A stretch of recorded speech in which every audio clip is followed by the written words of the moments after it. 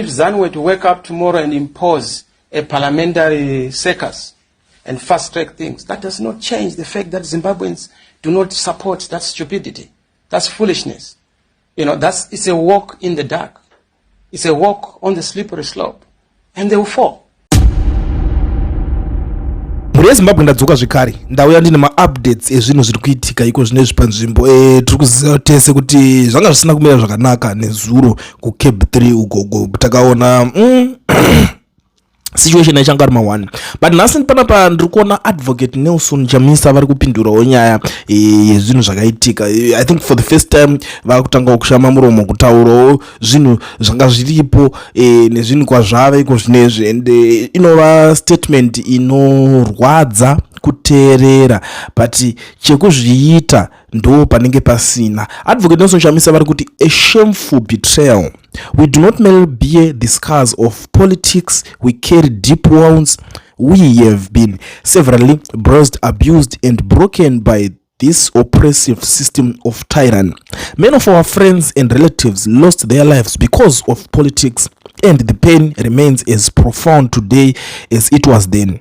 Some have been abducted and disappeared without a trace. Others have been forced to sleep in unimaginable places, including the mountains, simply to survive. We, along with many others, have been arrested, persecuted, and subjected to relentless harassment. We have been left for dead after numerous assassination attempts. We have been denied opportunities, marginalized, and deprived of the resources and means necessary to improve our lives. Food and government support for opportunities have been politicized and weaponized. We have been excluded, humiliated, robbed, and exploited continuously, day after day, season after season. And after all this, some people choose to align themselves with and support the very oppressors and persecutors responsible for our suffering, all for money, personal benefits, and the desire to illegally remain in the illegitimate parliament. The citizens are the ultimate parliament and shall determine the direction of our great country. To you oppressors and your sidekicks, stop it or be stopped. Change can't be delayed or denied any longer.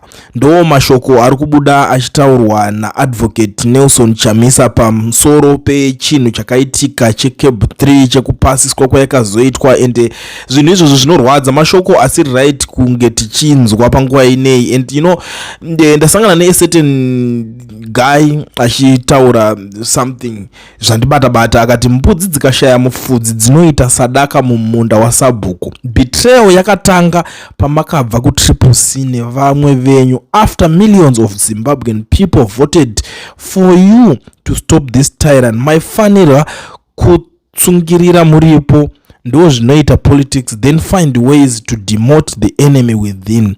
As much as we are disappointed as voters nezvakaitwa ne36 avo, tofanirwa kuziva kuti the root cause yakamerera kutangira papi. You have sold the people's struggle, Baba Chamisa. Mumwe ari kutaura mafungiro ake, but personally inini I don't think kuti ndo pakatangira kudhakwa struggle ipapo pakuti iye akasiya zveCCC. I don't think so. Pandakatoona pakatotanga kutosiya kugadzirisa zvinhu, I believe he was supposed to solve a problem.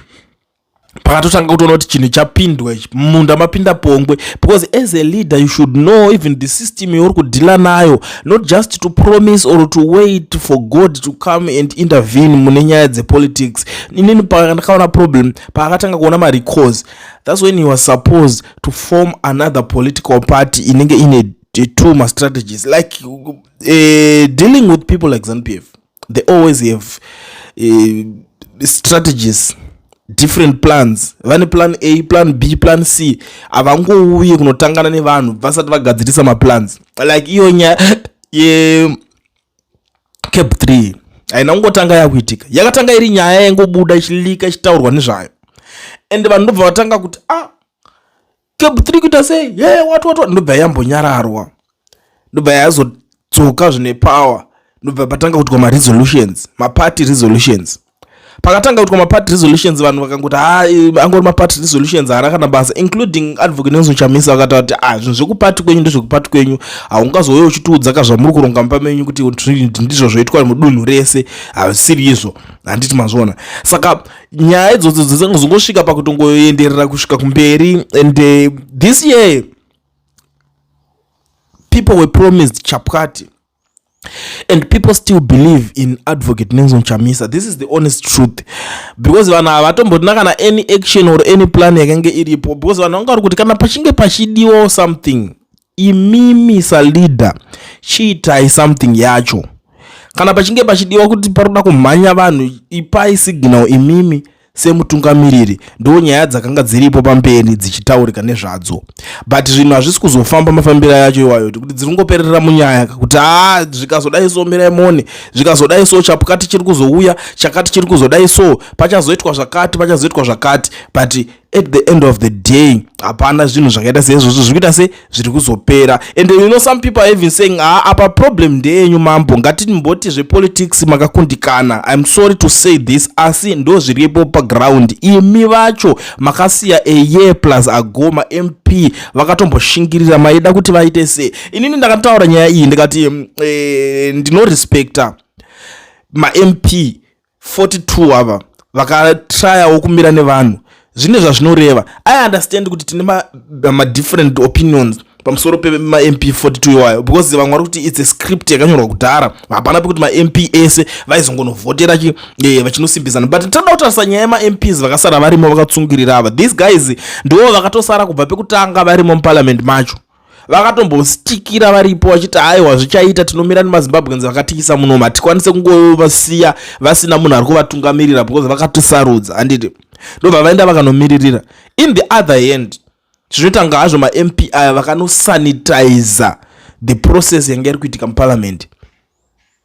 I understand that, kuti vanoitanga vakanofambira kunodzisanitiza zvinzi but vanhu vakachuza one zvavaida. But kana muchida waona kuti iscript ichitarisa the other 35 vaya kuti vakaita zvekuita sei, vakangobudikira vakatonovhotera zvinhu zvavanga vachida.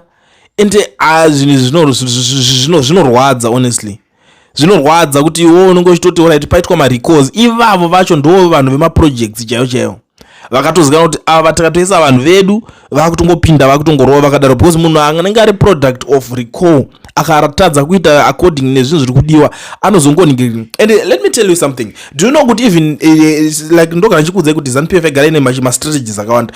Dai ZANU-PF yakajigiwa CAB3 kwacho kuku, dai CAB3 yakarohwa, henzi CAB3 yarohwa, paitobudikira kana vamwe vanhu kana ma-MP kana anani vagara vanenge varimomo vaikwanisa kutoita noise yekukonzeresa yekuti zvinhu zvingonzi zvaita sezvadhaka pachingori kutsi paipai potanga kuitwa noise, vanhu votanga kutopushana moitwa noise, zvobva zvanzi zvakanzurwa potizonzi tichazodzoka kana after 3 months. Ende vanenge vakuziva kuti okay ana ningi because ndosaka chakanzi ngachivhotwe pajekerere, uchitoona kuti MP ningi ndewe CCC ari kuti yes to the bill, weZANU-PF ari kuti no to the bill. Saka vaitogona kutoti alright poitwa kana unnecessary noise zotonzi zvazongobvaruka zvimapepa izvo zvisi right zvaitika zvakomana, ipo panenge patodeclarewa patoonekwa kuti ndo zvaitika, asi zvokanzurwa imomo. Vodzoka after 3 months vakarekola munhu wese anenge akaita nharo, votangidza futi process, because ma-strategies ekuti vagara vanenge vainawo kudhara vachitoziva kuti ava patakatowapotsa apa tiri kuvadzokera neimwe strategy. Panenge pane plan A, plan B, plan C. Like what happened ku constitutional court, pakangonzi imimi muchatozonodzokera ku high court because zvinhu zvacho wati zvimadegree zvinanga nemusoro wese, but isusu ukateerera ma-arguments aiitwa namadhuku mu constitutional court unonyatsoona kuti anga ari on point. Madhuku is a constitutional lawyer, handiti, and not just a lawyer but a teacher anotodzidzisa lawyer, but zvakaenda nekupi vanotoziva kuti strategy yake achienda kuhigh court iko kachasvika kuhigh court akamirirwa neumwe because high court inongotonga zvinoda ngomuti aiwe kunokusha matungu kuzoti hapana nyaya zvinhu zvako zvokutaura but akatoziva kuti izvi zvinoda kuenda kuconstitutional court. Constitutional court vangonzi aiwa unozodzokera nyaya yako chimboameno, you see. So tiri ipapo ndo pandiri kunzwa Mwari kuti aiwa ameno zvavo vachiri kubhilivha nonsense dzaunotaura idzi, ndiwe wakakonzera zvese izvi. How on earth can you leave your house unlocked and blame others when the thieves intrude into it? Dai party yaiva nemastructures neconstitution Chavangu haikwanisa kupinda achiita zvake zvaaita zviya mushure mekunge Chavangu akutorera party wakasiya, instead of you to fight for the party wakarega ma MP edu achidzingwa. Zvino ZANU-PF yakuita zvainoda neparliament. Ndo imwe pfungwa iri kupuwa nomwe munhu, but zvandinokwanisa ngotaura pahangu inini, ma ideas haana kushata, pfungwa dzinotaurwa nevanhu hadzina kushata, but chadzichashanda panguva inei ndo chandisingachaone kuti dzichashanda chii, chazvichabatsira panguva inei ndo chandisingachaone kuti zvichabatsira chii. Munogona kungomukirira kuseni makaswera muchitotuka Chamisa wacho, asi plan chaichoyoka nemiwo wacho vanhu plan hamutorina. Ndo chokwadi chiripo, plan hapana, ndo chokwadi zvisina kana kutendererana kana kuita sei. I understand kuti vanhu tinenge tine maonero akasiyana siyana, togona ngoti but iwo dai apa pazogadziriswa zvakadai, but iwo apa dai pazonzwa so zvinonzwisisika kana kuti kudidi whatever, but chokwadi chacho chiripo apasina dhira. Ito yato game over. Mukatoswera muchitongoswera muchingoti take Chamisa wazodai so hazvina zvichashanda. Nyaya yamufanira kunge mutori nayo izvezvi ndekuti Chamisa wakapromisa chapukati ukati zvese zvazvisizobudirira mira mune chapukati chiri kuya this year. Mumuzoti baba musaiteka kunonokera, introduce that chapukati that you promised us as citizens. Ndo nyaya dzinoda kunzwikwa idzodzo, because the more pakangotaura kunzi chapukati cheche tazochiintroduce mazuona eri kuti zvakadai poonekwa kuti pane ma steps here kana kuti ma ways here, ma way forward here ari kutorwa, zvinokwanisa kumeka sense. Takutoziva kuti mukuru vanga vari kuzodai so but ona izvi so vazogadzirisa nyaya yasvika pakadai so, zvinhu izvo zvaikwanisa kuzobatsira, but so far chekuita chachoka handidi hangu kumboswera chikunyebera. Pane zvimwe zvekuti tinonogona kutoswera panapa tichingoshaudhana, tichingokuona muchishaudha munhu kudidi, but zvazvichachinja chaizvo handisi kuona zvazvichachinja.